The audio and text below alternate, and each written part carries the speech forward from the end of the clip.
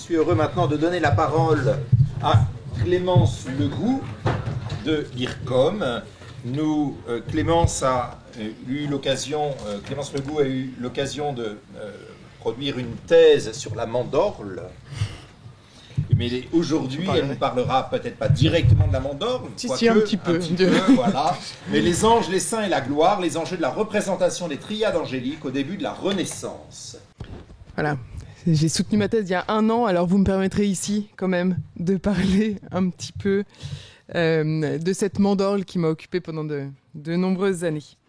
Alors je vais revenir, mais pas très longtemps, sur l'aréopagite. On en a beaucoup parlé hier, donc je reviens de manière très succincte. Je ne suis pas théologienne, mais on utilise beaucoup ces hiérarchies angéliques pour expliquer en fait l'art aussi du XIVe et du XVe siècle, parce qu'il est utilisé à ce moment-là.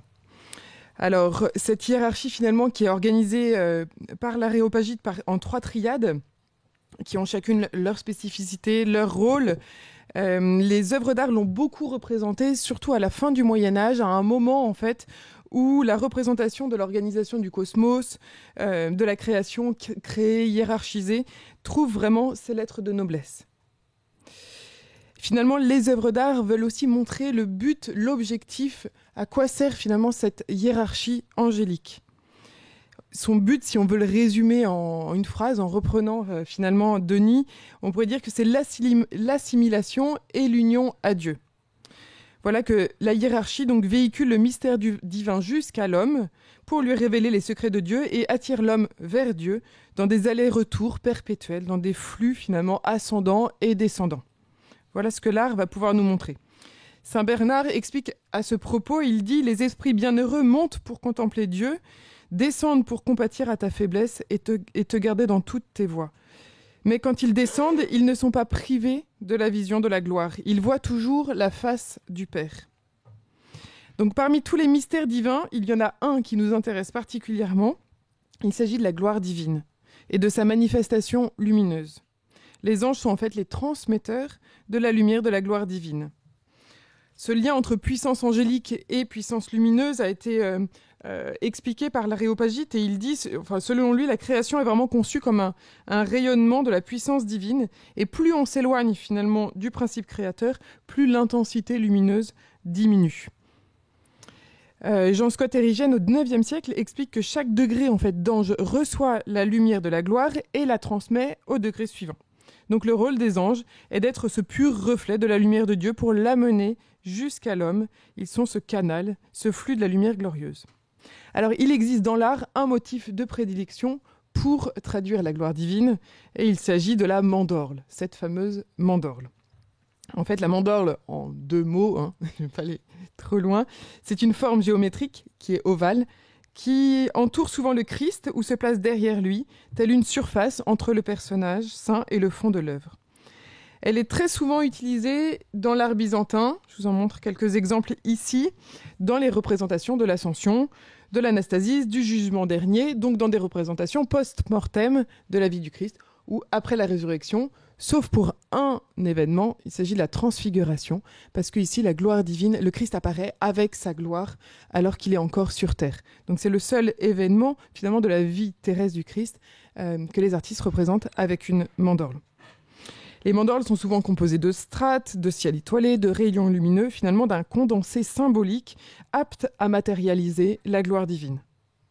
Alors à la fin du XIIIe et au début du XIVe siècle, les artistes italiens vont s'approprier ce motif qui est très byzantin et ils vont le latiniser. C'est le moment finalement, alors on les a vus aussi, on voit ce motif aussi sur les tympans d'église comme on a pu le voir à l'instant, aussi sur les églises romanes. Mais les artistes italiens, ce qu'ils vont apporter au XIVe siècle, XIIIe, XIVe siècle, c'est qu'au lieu de placer que le Christ à l'intérieur, ils vont placer des saints. En premier lieu, ils vont placer la Vierge Marie dans la mandorle et après des saints tels Saint Dominique et Saint François.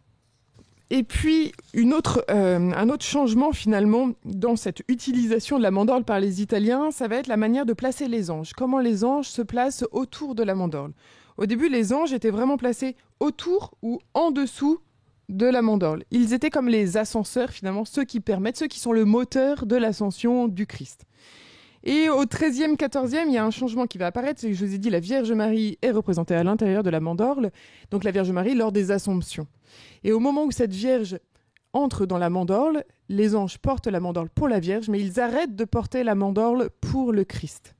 D'accord ? C'est comme s'il y avait une différence qui devenait marquée entre Ascension et Assomption. Le Christ monte par sa propre volonté, alors que la Vierge est assomptée, elle monte par la volonté divine. Et les anges viennent manifester ce moteur, finalement, pour la Vierge, et ils arrêtent de le manifester pour le Christ. Donc voilà, vous voyez deux représentations, encore là on est fin 13e, les anges sont encore autour du Christ, et puis vous voyez une autre au 12e où les anges portaient finalement la mandorle du Christ. Alors au 14e, dans différentes œuvres, on va voir que les anges vont prendre place à l'intérieur finalement de la mandorle. Non plus à l'extérieur, mais à l'intérieur. Vous voyez dans ce couronnement siennois qu'on a une mandorle rouge. Alors le rouge en art, c'est vraiment la couleur des séraphins, qui brûlent, qui sont tout près du divin, qui tournent autour du divin et qui brûlent. Et puis juste après, vous avez cette bordure de mandorle qui est faite de chérubins. Donc les chérubins sont souvent représentés en bleu. Donc là, on a une première manière finalement d'utiliser les anges, voilà, avec ce rouge symboliquement qui représente les séraphins, et puis ce bleu juste après pour les chérubins. Et on va avoir différentes manières de faire. Vous voyez en fait une manière encore un petit peu archaïque, si vous voulez, avec ce jugement dernier, ce Christ qui est dans une mandorle très géométrique, mais les anges commencent à prendre place vraiment dans la bordure de la mandorle. Et là, vous voyez pour cette Vierge d'humilité, de Francesco di Cerceni, c'est vraiment ces séraphins et ces chérubins qui prennent place dans la mandorle en partie haute et qui font que la forme géométrique, le trait, le cerne géométrique de la mandorle disparaît complètement au profit en fait des anges qui prennent place dans cette mandorle. Alors finalement au XVe siècle, la participation des anges donc va plus loin. Ce ne sont plus les deux premiers ordres seulement qui vont composer la mandorle, mais toute la hiérarchie angélique, selon Denis l'Aréopagite, qui va prendre place en fait dans la mandorle juste après, en fait, qui va être organisée autour de cette mandorle et dans la mandorle. Et ça, on va pouvoir l'observer chez Fra Angelico que je vais vous présenter juste après. Donc, au niveau de ce qu'on va étudier vraiment maintenant, on pourrait dire beaucoup de choses sur ces anges et j'ai choisi de vous présenter des œuvres finalement qui explorent ces relations entre les hommes et les anges à l'intérieur finalement du processus d'illumination de la gloire divine qui est matérialisé par la mandorle. On le fera avec Fra Angelico, avec une œuvre que je suis contente de vous présenter aujourd'hui parce que c'est la Saint-François aujourd'hui, donc on verra une œuvre qui représente Saint-François par Sassetta au XVe siècle et puis une dernière œuvre de Botticelli du XVe siècle. 3 œuvres qui nous permettent d'approfondir ces questions. Alors ici, vous avez un jugement dernier, il y en a plusieurs, des jugements derniers de Fra Angelico. Je vous présente celui-ci parce que c'est celui qui exploite le mieux cette question de l'ange et de la mandorle, sans doute ici. Le jugement dernier, il faut le savoir, se prête particulièrement à l'utilisation de la mandorle angélique, car dans l'évangile selon Matthieu, lorsqu'il est question de cet épisode, il est dit « Quand le Fils de l'homme viendra dans sa gloire, et tous les anges avec lui, alors il siégera sur son trône de gloire. » Donc voilà, il est question de la gloire et des anges dans Matthieu 25, 31. En 1450, le jugement dernier peint par Fra Angelico ici nous révèle une utilisation donc très détaillée de la hiérarchie et une distinction très nette de la place des anges et de la place des hommes à la fois sur terre et puis à la fois déjà au ciel ou en enfer. Donc on va regarder cette œuvre de plus près. Alors, la première triade, Fra Angelico va la représenter à l'intérieur de cette mandorle. Vous voyez qu'il y a encore des strates en fait derrière le Christ, donc cette représentation très médiévale de la gloire est toujours utilisée par Fra Angelico et elle est traversée finalement d'un rayonnement glorieux qui part du Christ pour se propager, qui se propagera jusqu'au sein. Et là, ici, on voit vraiment clairement les séraphins qui sont reconnaissables parce qu'ils ont le visage rouge et ils ont 3 paires d'ailes. Donc là, on en voit une au-dessus, souvent de leur tête, une en dessous, et puis une paire d'ailes sur le côté. Et puis une bordure qui est faite avec des chérubins. Et les trônes, donc le 3e ordre de cette première triade, sont sans doute représentés sous le Christ. Vous voyez que normalement, les trônes pour le Christ, on avait, vous l'avez vu dans les autres mandorles, soit un trône qui était vraiment un trône matériel, et puis progressivement, dans les mandorles, on a des trônes qui sont faits avec des arcs, donc de manière très géométrique. Ici, vous le voyez aussi, comme des petits arcs en bois, donc entre la forme et puis entre la vraie matière du bois. Et puis progressivement, c'est vraiment les nuages qui vont prendre place sous le Christ avec des visages qui vont se former. On ne va pas approfondir ici le lien entre nuages et anges, mais chez saint Thomas, il est très, très intéressant. Saint Thomas dit que les anges peuvent utiliser les nuages pour se manifester. En condensant l'air, finalement, ils se manifestent grâce à ces nuages. Donc il y a un lien qui est vraiment opéré de manière très forte chez lui. Il explique une manière possible de voir les anges dans les nuages. Et du coup, cette catégorie des trônes peut être représentée ici sous le Christ.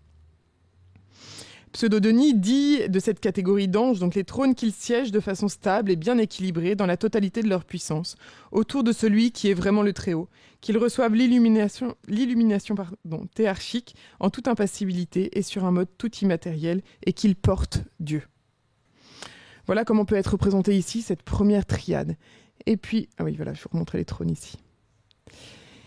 Alors la deuxième triade, l'organisation finalement hiérarchique continue autour de la mandorle, elle se dégage à partir de la mandorle, donc le rayonnement c'est vraiment le lien du Christ jusqu'aux hommes, et du coup tous les anges ont des rayonnements autour de leur tête aussi par ces auréoles qui sont tout autour de leur tête. À gauche et à droite de la mandorle se trouvent aussi des saints. Vous voyez la Vierge, à partir de la Vierge et de Saint Jean-Baptiste, il y a toute la cour céleste qui est auprès de la mandorle, et ils sont encadrés dans la partie haute, dans la partie basse et dans la partie gauche de l'œuvre par des anges. Plusieurs catégories d'anges se montrent ici. On a des anges musiciens, 2 anges qui portent des trompettes en partie juste en dessous du Christ, et puis ceux qui marquent une frontière franche avec la zone des enfers ont une petite lance dans la main. Et puis en partie haute, vous avez des anges avec comme une auréole plus importante qui est comme une flamme au-dessus de leur tête. On peut reconnaître ici finalement ceux qui sont les gouverneurs du ciel, cette deuxième triade qui protège finalement aussi de cette cour céleste de la partie des enfers, qui sont vraiment comme une milice céleste autour de l'église triomphante. Et puis dans la partie gauche de l'œuvre, ceux qui sont peut-être le plus en mouvement, c'est ceux qui se rapprochent en fait des hommes. Dans la partie gauche, vous pouvez voir des hommes qui quittent le jardin fleuri pour aller vers une porte. En hauteur, je ne sais pas si vous voyez, mais il y a une porte dorée qui se distingue en fait dans la partie droite de l'œuvre, et donc qui est cette porte qui ouvre vers la cour céleste, vers le ciel avec le Christ. Il y a plusieurs anges différents, c'est difficile de vraiment les distinguer, mais quand même, on arrive à les distinguer parce que les anges qui sont dans la partie inférieure ont des ailes qui sont plus petites, donc on peut penser à ce dernier ordre d'anges qui est au contact vraiment de l'homme, et vous voyez qu'il y a un rapport très individuel entre un homme et un ange, ce qu'on n'a pas avant, où les anges attirent, ils sont nombreux et tout ça. Mais en bas, on a vraiment comme s'il y avait un ange pour chaque homme. Et donc, l'ange va accueillir chaque homme qui est appelé à venir dans la partie des élus. Il y a un rapport très individuel qui s'instaure avec des anges avec des ailes qui sont plus petites en partie basse. Alors, tous ces anges, en fait, que l'on peut voir, ils adoptent le corps de jeunes hommes. C'est sans doute aussi peut-être inspiré par la vision, par la description, de Raphaël aussi, dans le livre de Tobie. Dans le livre de Tobie, il est dit que c'est un jeune adolescent de noble race qui vient accompagner le fils de Tobie. Et du coup, cette description d'un adolescent de noble race peut être repris peut-être par l'Angelico pour représenter ces anges. Et tous les anges, vous pouvez le remarquer, ont aussi une petite flamme sur la tête qui ressemble un peu à la flamme des apôtres lors de la Pentecôte, dans les représentations de la Pentecôte. Flamme qui montre que même si les anges sont éloignés du Christ, ils sont toujours imprégnés de l'esprit finalement de Dieu. Ils sont toujours avec l'esprit de Dieu. Donc là, vous le voyez sur l'ange à droite. Donc Fra Angelico finalement utilise cette succession des ordres angéliques comme intermédiaire dynamique entre les hommes et le Christ, et montre bien par ce rayonnement de lumière que la lumière passe et est transportée finalement par les anges jusqu'aux élus, les damnés, eux, étant privés de la gloire divine. La hiérarchie céleste ne fait pas qu'accompagner le Christ, mais elle permet la révélation de sa gloire. Cette représentation respecte aussi donc l'étymologie dont on a pu parler du mot ange, qui signifie vraiment messager, et qui est le porteur, qu'ils sont les porteurs finalement de cette lumière. Alors voilà pour l'Angelico. Je vous propose maintenant de regarder un petit peu ce qui se passe un peu plus tard, au XVe siècle, avec cette représentation donc, de Sacetta, qui représente une œuvre qui a été appelée à la fois Saint François en gloire ou l'extase de Saint François. Les deux titres ont été utilisés. Finalement, est-ce que Saint François est encore vivant et il est en extase, ou est-ce qu'il est déjà mort et il est dans la gloire divine? On va pouvoir regarder un petit peu ça.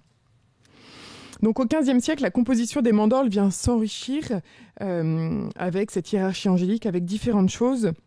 Et le cas finalement de ce Saint François représenté dans une mandorle par Sacetta a retenu ici notre attention. Parce qu'il y a une originalité, quelque chose qui est assez nouveau. En fait, on voit qu'avec un réflectogramme qui a été fait de cette œuvre, qu'il y a bien 9 strates à l'intérieur de la mandorle. 9 strates, donc on peut penser tout de suite à la hiérarchie angélique à l'intérieur de cette mandorle. Mais ce qui est intéressant ici, c'est que ce sont les séraphins qui sont à l'extérieur de la mandorle et après le bleu qui peut évoquer les chérubins. Et donc on a comme une hiérarchie angélique inversée jusqu'au sein. D'accord ? Au lieu d'avoir les séraphins au milieu et qu'il y ait un débordement, c'est le contraire. Donc Saint François est comme placé à la fin de cette hiérarchie angélique. D'accord ? Au lieu d'avoir une expansion des séraphins vers l'extérieur, on a des séraphins vers l'intérieur. Les séraphins sont tournés, il y a une bordure où les séraphins regardent le fidèle, et puis une autre bordure où ils sont tournés vers l'intérieur. Donc c'est cette inversion finalement de la hiérarchie à l'intérieur de la mandorle qui nous paraît intéressante ici. On peut lire cette inversion de deux manières différentes. À la fois, Saint François est debout devant un lac, donc le paysage derrière lui est vraiment baigné par cette lumière incandescente, lumière de l'aube, comme une référence à l'ange de l'Apocalypse. Est-ce que Saint François est placé comme un ange, donc comme le dernier ange qui vient annoncer l'Apocalypse et invité à une conversion finalement des cœurs? Et Saint François a fait cela tout au long de sa vie. Donc il est comme dans la dernière triade en fait. Cette dernière triade, elle est vraiment préposée aux hiérarchies humaines, comme le dit Denis, afin que se réalise de façon ordonnée aussi bien l'ascension vers Dieu que la conversion, la communion et l'union à Dieu. Donc Saint François a vraiment par sa vie participé à inviter les fidèles à cette conversion, à cette communion et à cette union à Dieu, comme peut le faire le dernier ordre des anges. Saint Bonaventure, dans la Legenda Maior, dit que l'amour du saint pour le Christ est comparable à la chaleur et au bouillonnement dont font preuve les séraphins autour de Dieu. Voilà, si ces séraphins bouillonnent d'amour, il est dit aussi que le cœur du saint brûlait de la plus vive ardeur pour le Christ. Donc cette chaleur du cœur du saint, elle est vraiment comparable finalement à la chaleur du cœur d'un ange. D'autre part, Sacetta peut avoir représenté aussi le saint juste après, finalement, le 9e ordre, parce que la vie du saint est un parfait exemple du résultat, finalement, de l'action angélique. On l'a dit, l'action angélique a pour but cette assimilation, cette union à Dieu. Donc finalement, le saint, par sa vie, est juste après. Il y a presque plus de frontières entre l'ange et le saint, parce que le saint, finalement, exerce sa volonté pour cette union à Dieu, pour rentrer dans une plus grande union à Dieu. Saint Bonaventure dit désormais, en parlant de celui, j'allais dire le séraphique, celui qu'on appelle le séraphique dans Saint François, désormais illuminé sans interruption de la lumière divine, le bienheureux manifesta son pouvoir et sa bonté par des prodiges nombreux. Sa sainteté qui pendant sa vie s'est fait connaître au monde fut ainsi confirmée du haut du ciel par les miracles que la puissance divine opéra par son intercession. Donc sur terre et encore au ciel, le saint continue à aider les fidèles pour cette union et cette assimilation au Christ. Enfin, je vous montre la dernière œuvre sur laquelle on voulait s'attarder un petit peu ici. Donc là, le saint était dans une posture qu'on peut appeler tout à fait orthodoxe finalement. Et là, on va voir un propos qui est un peu moins orthodoxe pour finir, un propos un peu plus hérétique. Donc ici, c'est cette mandorle finalement qui s'est transformée en coupole. Là, on a comme une mandorle profonde, si vous voulez. Si vous vous mettez à la place des apôtres et que vous levez la tête, vous verrez comme une mandorle, mais qui s'est approfondie pour faire une coupole. C'est une coupole angélique, cette transformation de la mandorle en coupole que vous pouvez voir ici. Elle a été faite par Botticini, à la demande de Matteo Palmieri, qui est un apothicaire qui écrivait aussi des poèmes et qui a écrit le célèbre poème qui s'appelle Città di Vita, dans lequel c'est comme une progression, comme dans la Divine Comédie de Dante, mais il reprend les thèses d'Origène d'Aristote qui disait qu'il y avait 2 catégories d'anges, ceux qui ont choisi le Christ et ceux qui s'en sont éloignés. Et il y a aussi des anges neutres qui sont envoyés sur la terre et qui vont choisir finalement le bon côté ou le mauvais côté au cours de leur vie. Donc c'est ces anges neutres qui vont être représentés ici. Donc je vous passe toutes les triades, vous reconnaissez la première triade. La seconde, les gouverneurs célestes avec leurs lances, leurs faisceaux comme des faisceaux romains. Et la troisième triade que vous voyez ici, avec les lances qui sont dirigées vers les hommes, donc les anges qui sont vraiment tournés vers les hommes. Et vous avez une interruption dans la partie haute, vous pouvez voir des visages, le visage de Saint Jean-Baptiste, le visage de Marie-Madeleine, qui sont représentés parmi finalement ces anges, et puis un autre Matteo, sans doute Saint Matthieu, parce que Matteo Palmieri, donc c'est le saint patron de Matteo Palmieri ici, donc sans doute Saint Matthieu. Dans la deuxième triade, vous avez des fondateurs d'ordre, Saint Benoît, Saint François, Saint Dominique, des personnes de l'Ancien Testament, Moïse, et puis voilà, Saint Laurent, vous pouvez voir. Donc vous avez 19 figures dans cette deuxième triade. Et dans la troisième triade, vous avez ici, je vous ai mis ici, donc Saint Georges, Saint Antoine de Padoue, plusieurs hommes ici, et puis une Sibylle, donc la seule qui n'est pas sainte, mais qui intervient dans la Città Divina pour permettre le voyage à travers l'au-delà. Donc vous avez ici des interventions, ces anges neutres, voilà, selon le poème de Città Divina, qui interviennent et qui sont représentés ici dans cette coupole angélique. Et je vous invite aussi à voir le dynamisme qui est beaucoup plus présent dans la dernière triade que dans les premières. Voilà, donc au XVe siècle, en même temps que certains motifs bidimensionnels deviennent tridimensionnels, comme la mandorle, vous avez aussi donc un jeu en fait avec ces hiérarchies angéliques qui permettent d'exposer différentes manières de concevoir l'homme et l'ange à travers le XVe siècle. Ça ira jusqu'au XVIe siècle. On a cette confusion entre les hommes et les anges dans l'art. Michel-Ange en est le principal représentateur peut-être avec ce jugement dernier où vous ne pouvez pas voir de différence entre le corps des hommes et le corps des anges dans le jugement dernier de Michel-Ange. Si ça a été permis sans doute à la chapelle Sixtine, c'est grâce à la réputation de Michel-Ange, parce que sinon c'était quelque chose qui était plutôt interdit que permis, de cette confusion entre l'homme et l'ange au XVIe siècle. Voilà, je vous remercie de cette écoute.